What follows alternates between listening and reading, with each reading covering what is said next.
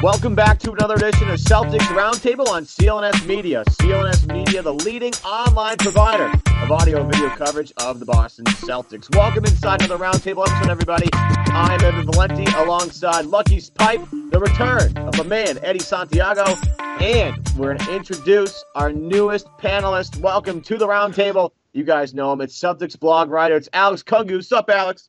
How you doing, guys? How you doing? Chilling, bro. We got a lot to discuss here on today's episode. Going to be sort of a 2-in-1 kind of thing. We're going to make it quick on a bunch of topics, but the main one, of course, being the new rumors that center around the Boston Celtics and Utah Jazz coming to some sort of sign and trade agreement so the Celtics can fit that entire max salary of Gordon Hayward under their salary cap. And it's great for Utah because at least they get something in return for a guy, Gordon Hayward, who is going to leave them. And a very interesting tweet came out in the middle of the day. Shout out to James Ricart, Ryan Bernardoni. He discovered something that the Celtics might want to look into, and this is just quoting his tweet. I think this is the exact quote. A Hayward sign and trade works if they stash Yabusele, our favorite dancing bear, and send Rozier and Demetrius Jackson in that sign and trade. The problem final hold goes away in a trade. Why didn't I realize this? I don't know, Ryan. You're the smartest one of pretty much all of us. So if you didn't realize it, none of us were going to pick up on that. So the sign and trade seems like it's going to be a thing. Woj came out with one later that said maybe it would be centering around Jae Crowder, and a lot of people are upset about that. But you guys, your beliefs in the sign and trade being the way to do this, or do you rather just absorb Hayward and trade other guys away because it's going to happen eventually? I mean, it wouldn't be an offseason without some kind of saga, right? Right. I think sign and trade might be the only way to do it, considering if you have to get rid of one of the three guys that's been talked about, Bradley, Smart, or Crowder. There's a lot of contractual differences in what they like. With Marcus Smart's going into restricted free agency, Bradley's a free agent after next year. People are going to want Crowder, but do you really want to give up Crowder because if he can play at the 4 if they want to run small ball and stuff like that. So it's pretty much a game of leverage. So sign and trade might be the only way to go, but. Yeah, I mean, it just seems like in order to make everything work and to make everybody happy, that the sign and trade deal might work. And like the Woj thing, where they're talking about maybe including Jae Crowder, a lot of people have come out with this. I won't be the first one to say this, but it just feels like maybe the Hayward signing made Crowder mad, because we all know what happened when well, we all know Boston Garden went crazy for Gordon Hayward when he was with the Utah Jazz earlier in 2017. Crowder didn't like that, took to Twitter, vented his frustration about it. Maybe he's upset that they actually brought him into the fold and essentially sees Hayward as a replacement for him instead of like a guy that he could work with. Maybe that's a possibility. Potentially, but if Crowder's included, it better be for some extra value. Like, you can't just let go. Like, he is one of the better contracts in the entire league. From like, he gives you a lot on the court, and he's super cheap, and he's locked up for a significant amount of time. You got to get more. Like, Gordon Hayward was supposedly a free agent sign. You can't just like lose Jay just to fit it, I feel. So maybe if Utah includes some picks or something. Yeah, and I mean, that's just not Ainge's MO. Like, this is the guy who just loves his assets, loves the flexibility behind that, and it's just not a guy who's just going to give up a guy like Jae Crowder, who we rely on a lot. Like, we have to play LeBron James, and that's the only way to get through to NBA Finals. And when you lose your strongest perimeter defender, it can't just be for nothing. And I don't know who the Jazz would end up giving up or how that would actually work, but I just can't see it as it just being like a salary dump. There's just no way. And to the point of how much we use Jae Crowder, do you really want to depend on Jayson Tatum and Jaylen Brown defending LeBron and down the stretch in the playoffs, like having those two young guys defending LeBron? It's not really a good move. Jae Crowder's bigger, stronger. I wouldn't say faster, but he's done it. He's held LeBron as well as he can, and I think he'll do a better job than what Jalen and Jayson will be able to do, especially down the stretch in the playoffs. Yeah, no question. You can't. It's the savviness of a vet like that. I mean, Jalen obviously eventually is going to hopefully get to that particular point of his career where he can kind of lock down bigger guys like that. But to ask him to do that in his second year is kind of impossible. Smart can body him a little bit because he's so much taller than Smart. He just shoots over him. Crowder is the only guy that can really body him and stay with him and force him to tough shots. But again, this past season, Jay looked like a little step slow against LeBron, especially in the playoffs.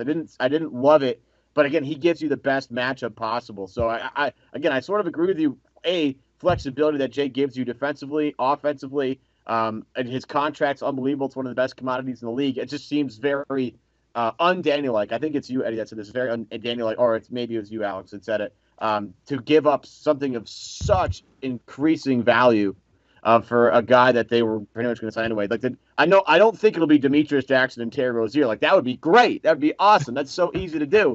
If you're Utah, it's like, come on, like, help us out a little bit more than that. That's where I think, Sheehan has come out with it a lot, and it's talked about it ad nauseum on Twitter. Sam Sheehan, a part of the roundtable. That just feels like Avery Bradley. It's like Avery Bradley for something else in the Gordon Hayward contract. It seems like would be kind of fair. Anybody going to fight me on that? Nope. No, I think we've been pretty clear in this podcast that we want to trade Avery Bradley.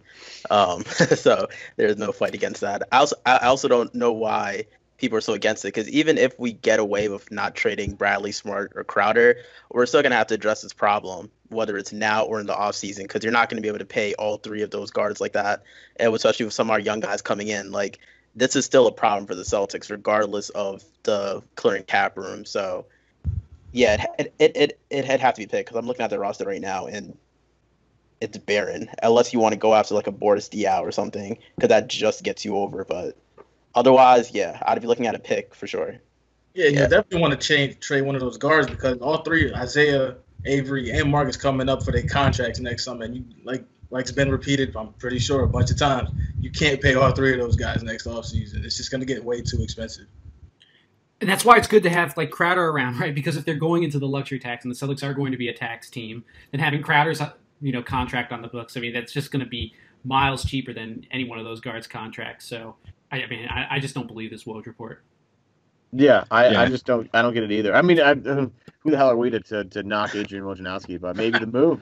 I mean, on the flip side of that, though, it would be kind of concerning if it's true, because if it's true and they are actually shopping Crowder, it could potentially mean that he's expressed unhappiness here. Because, I mean, for him to stay on this team, like, the Celtics aren't going to go a whole game playing small ball. So he's probably going to have to come off the bench. So if he's not open to that type of role at all, like, regardless of whether he's ending games or not, that could be another element of this that we're not really, like, sure about. So I wouldn't say we're just wrong, but it definitely is not the first option the Celtics want to do. So what would the Celtics get back then if they were to deal Crowder? Not necessarily. I don't know if it's necessarily with Utah, but like, what's a fair return?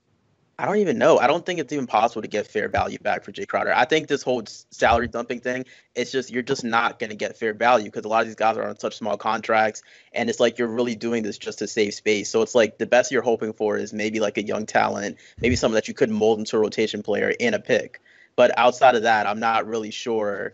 That's why you want it to be Rozier in the sign-in trade. It's like he has value, and then you're dealing in a position of strength with Jay if you have to move him because he's unhappy, or AB. You don't have to trade him to cut salary. You can just trade him to match salary for something that you could actually want, like a big. I think we all know what Danny Ainge's first preference is going to be in terms of like making the sign and trade deal work. But in terms of like trying to find a meal kit delivery service that's going to be your first go-to draft pick here, you got to make sure it's HelloFresh, the meal kit delivery service that makes cooking more fun so you can focus on the whole experience, not just the final plate. Each week, HelloFresh creates new delicious recipes with step-by-step instructions designed to take around 30 minutes so that everyone, from novices to seasoned home cooks, short on time, they can make tasty meals. HelloFresh sources the freshest ingredients measured to the exact quantities needed, so there's no food waste. And they employ 2 full-time registered dietitians on staff who review each recipe to ensure it is nutritionally balanced. They deliver food to your doorstep in a recyclable, insulated box for free. And now they're offering like spring meals, probably summer meals as well, and have just introduced breakfast options. The loyal listeners of this show get a very special offer. Get this, because you listen to this show, use the promo code BEAT30 for $30 off your first week of HelloFresh. Again, support this show and try HelloFresh today by going to HelloFresh.com. Enter the promo code BEAT30 for $30 off your first week of meals. Look, there's going to be more to this. More to this is going to come out probably next couple of days before they have to make that signing really official. So just keep your eyes peeled. We've talked about it a little bit just to kind of get the word out there. But, of course, Boston had a summer league game, of course, on Wednesday night. Big performance for Jaylen Brown in the loss to San Antonio. But not Jaylen Brown, excuse me, Jayson Tatum. Jayson Tatum looked absolutely ridiculous. 23 points, 10 rebounds, couple of steals, couple of assists. Gave you pretty much everything of the onslaught. Let's go with Lucky first, because I know Lucky was a little down on it to begin with. Is there Jason maybe swayed you a little bit since the draft day, or are you still looking for more? Footwork is amazing, so that's good. No, I like his explosion. I touched on it after the first game. He's hitting some dunks, which is like, I think Dean on Draft, he was saying like he's had more explosive dunks in the last 2 games than like any time at Duke. So that's positive. He can score. It looks like he doesn't need to play summer league. He's a rookie. He looks better than Fultz. But yeah, Matt, who is chimed in occasionally on this podcast, we were talking about this before, and he's sort of producing this thing. We were talking about this beforehand. It just seems like Jayson Tatum's a little bit more explosive than people thought. Like the first step isn't elite, but he has a little explosion in his step. His moves again are fantastic. Like when he has his back to the basket, he has so many different things he can do. Like that little dream shake he did in the first half by the left elbow there was like, and I know we're all going to make comparisons and we shouldn't, but like a little reminiscent of Paul Pierce. That was Paul Pierce's sweet spot from right there. So you see the moves he has at such a young age. He moves well on the basketball. His vision, again, I think was something that was a little underrated, but his back to the basket game for a 19-year-old is absolutely unbelievable. The dude just knows how to score. I don't think it was a move early in the second quarter. He pulled off an NBA move where he did a pump fake and dribbled to his left, I want to say, and shot a 3 instead of dribbling in and shooting the long two. Oh, yeah. That's the kick out from Jalen, right? The kick out to the corner. Like I seen that and I was like, yeah, this guy's just ready to step in and just get buckets. That's what he was doing at Duke. That's what he's known for, is being able to score, having that mid-range jumper like Melo and like Paul Pierce. And he looked really, really good. I mean, from the first game, I didn't get to talk about it. That dude was really good. I mean, he came out today, got his 23 points, 10 rebounds, or whatever she got. It was really efficient, but I think he was 9 for 16. Like there's not much more you can ask for a guy for the number 3 overall pick right now. Yeah. I just when we go back, that 3 in the corner sticks out. The dunk off the missed shot. I forget who missed the shot in the first half, but he came out of nowhere, and people thought it was a goaltend. I thought it was a goaltend at first, but it was above the cylinder, and he absolutely just rocked it home. I couldn't believe he even caught that. There was a couple plays in the second half, but I mean, just you see everything that he does. He gets to the rack like pretty easily still, and he has great body control when he gets there. Like he can jab step. He has like a hesitation crossover, and then he just gets people off balance and drives. That's pretty good. That's the thing. What were you gonna say, Alex? Yeah, that's the thing when people talk about footwork. It's really that's what that kind of comes down to. Like your ability to get that separation, the ability to keep the defender guessing, and that's something that he just it's amazing that he could do that at this level. I'm not as surprised because I was kind of high on him even before the whole draft. So I'm not as surprised at some of the stuff I'm seeing, but even at some of the relative ease though, and he just does it so easily, I think is what's really impressive. I think it was a little bit more impressive today because even though he was going against undersized guys, a lot of these Spurs guys were pretty athletic and they were maybe just as strong as he is. So the fact that he's still able to get by them, still find his ways to score, still knows how to get to his spots, those are things that usually take guys years to develop, and he just kind of had it right off the bat. There were points in the second half where they're double teaming him. They threw David Bertans on him at one point, who's 6'10", to try and just bother him a little bit and play ball denial. In the second half, when Boston was starting to make this run and they were trying to clearly feed it to Tatum at some point to get him going, which I love that Jerome Allen, who's coaching the team right now in Utah. When they move to Vegas, it'll be Walter McCarty. But I love how the fact let's feed the kid, let's see what he's got. He's clearly working it today. And I just thought the attention that the Spurs defense paid to him quickly after a couple of made buckets is pretty telling. That this kid, maybe the word on him already is wow, don't let this kid get hot because he's just an unbelievable polished 19-year-old who can score at all 3 levels. The 3 ball, will come and go obviously as he gets more comfortable with it, but all the other stuff he does, he just looks like he belongs on the floor. And that's sometimes you watch summer league and some of these guys don't look like they belong on the floor. Tatum clearly belongs on the floor with a bunch of these guys. And the shot is just so pure. It's one of those that just doesn't seem to hit the rim no matter what. When it goes in, it just doesn't hit nothing but the net. It's pretty cool. Yeah. The only thing that's negative about him so far is again the defensive stuff that he does. Will drive a little nuts. Again, he doesn't know the system at all that Boston likes to run in terms of when to ice, when to funnel towards the baseline, when to funnel towards the middle and stuff. But he does get burned somewhat routinely. He's just going to have to. I think it's just an effort thing. I don't think he's used to the kind of. Again, he said it kind of after the game, after the first game against Philly, where he was the NBA speed and something I'm not used to yet. And that goes on offense, obviously, but it also applies to defensively. You're just not used to these guys moving this fast, and again, just getting in the right shape, right condition, it could maybe wipe that away. Maybe I'm crazy, but the defensive stuff I've seen so far, maybe it's not encouraging, but it's correctable, I think. Yeah, I think also in college they do play a lot more conservative style. Like even Jalen kind of had this problem a little early, where it's like he's not used to like pressing up on guys, kind of like what the Celtics like to do. So it's like kind of like that whole getting after thing is something that it is an adjustment period, and someone who didn't come in as a defensive player is probably going to struggle with it a lot more. So I do see what you're saying, and I also think at his size, it is kind of like it's weird because I like the way he goes for rebounds, and he's very aggressive when he goes for boards, and he knows how to use his length.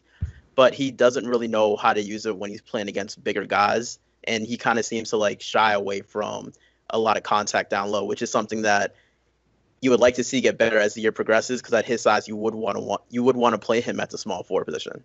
Not a great day for Zizic though. And the one thing about Zizic is like he's just super raw. And in terms of rebounding, I feel like he knows that he's going to like stay on the floor because he rebounds because all the other stuff he does. Defensively, he's like a tick slow. Offensively, he's just sloppy with the basketball and high dribble and kind of trips over himself a little bit and has some ability on the offensive end, but obviously isn't polished yet. So Zizic, everybody that was claiming that this guy would come in like right away and make an impact on the Celtics roster, I think you might want to a little bit because some of the things they don't need him to do, he doesn't do really that well. I mean, I've always just kind of held the Steven Adams ceiling as like one that he could maybe attain a couple years down the road, but like right away he needs work. Like maybe he's out of shape, maybe it's he's exhausted because he played so much basketball this year. I don't really know. He just doesn't look comfortable. Yeah, I'd agree. He doesn't look in shape at all. He looks very slow and sluggish. He might be worse at jump balls than Amir Johnson. That's something I just noticed. Like it is ridiculous how slow he jumps. It looks like he's processing things like a second later than what they're actually happening. It's bad. And this is someone who like when I'm thinking about who they might start, Zizic is the name that comes up. So to see it like this, it's a little disheartening. You kind of wanted to at least see like even if he's raw offensively, you wanted to see him be at least as quick as these guys, battling on the boards, like being that type of post presence. And right now he just looks like a dinosaur. And you hope it gets better, but right now it has not been looking promising at all. I couldn't count how many times he went for like a offensive rebound, and he missed it, and it would be completely out of the play. Like they would try to go in transition, and it's just like, don't look for Zizic on defense. It's 4-on-5 guys. Yeah, you guys touched on it. Dude just looks like a slow plodding dinosaur. He doesn't look like a modern big right now. At least right now in the summer league. He just looks unplayable with the way he's out of shape. He hasn't been running well. I did think kind of like in the beginning of the game he did move a little better because like that first game against the Spurs, he was getting burnt. No, sorry. Sixers. Yeah, the first game against the Sixers, he got beat down the floor a couple times, like really bad. And at least, we can take a small victory today that didn't happen as much. Yeah. Small victories indeed. Baby steps. He had 2 offensive rebounds, positive. Yeah, that's true. Jayson Tatum also had 2 offensive rebounds. Tatum looked nice. Tatum looked really nice and definitely very encouraging for those of us that believe that Danny might not know what he's doing there. But it seems like he might have made a good pick. But again, it's Summer League. There's more to come, including more Summer League. The Celtics play the Lakers today, right? They play them Thursday? Oh, I thought it was the Jazz tomorrow. It's the Jazz and it's the Lakers later, right? Okay, my fault. Yeah, so they play the Jazz. They play the Jazz Thursday, and then they play in Vegas. And I think they play the Lakers pretty quickly, like right away. So yeah, they play the Jazz Thursday and to wrap up Utah. So that makes a lot of sense, right? That would make a ton of sense. Thanks, Alex. And that's Alex's debut. Not bad, Alex. Way to go. Want to thank you guys for tuning in today. We'll be back again with more episodes this week as we have Summer League stuff going on. A lot of obvious news with the Celtics and Gordon Hayward, how they're going to make all that work. So make sure you stay tuned to this podcast. We're available literally everywhere. Your favorite podcast app. On iTunes, on Stitcher. We have our own CLNS radio mobile app for Android devices and for iPhones. If you are watching us on YouTube, what's up? Hit the like button and subscribe to this channel on YouTube if you're watching it there. Follow us on Twitter at CLNS Roundtable. If you're an iTunes guy or girl, make sure you give us a 5-star review on iTunes. It'd be really appreciated. We'll have more coverage after Summer League tomorrow as they take on the Jazz to wrap up the Utah Jazz Summer League. Make sure if you're going to comment in the comment section, keep it weird. In the comment section, I love that stuff. We had a good one attacking Sam Sheehan. That was actually one of the best comments I've ever seen anywhere. It was fantastic. So more of that stuff, please, you guys. I love that stuff. For Eddie Santiago, for our newest roundtable panelist, it is Alex Kungu of CelticsBlog. For our producer, Matt Ignall, and for Lucky's Pipe, I'm Evan Valenti. We'll see you guys next time right here on Celtics Roundtable on CLNS Media.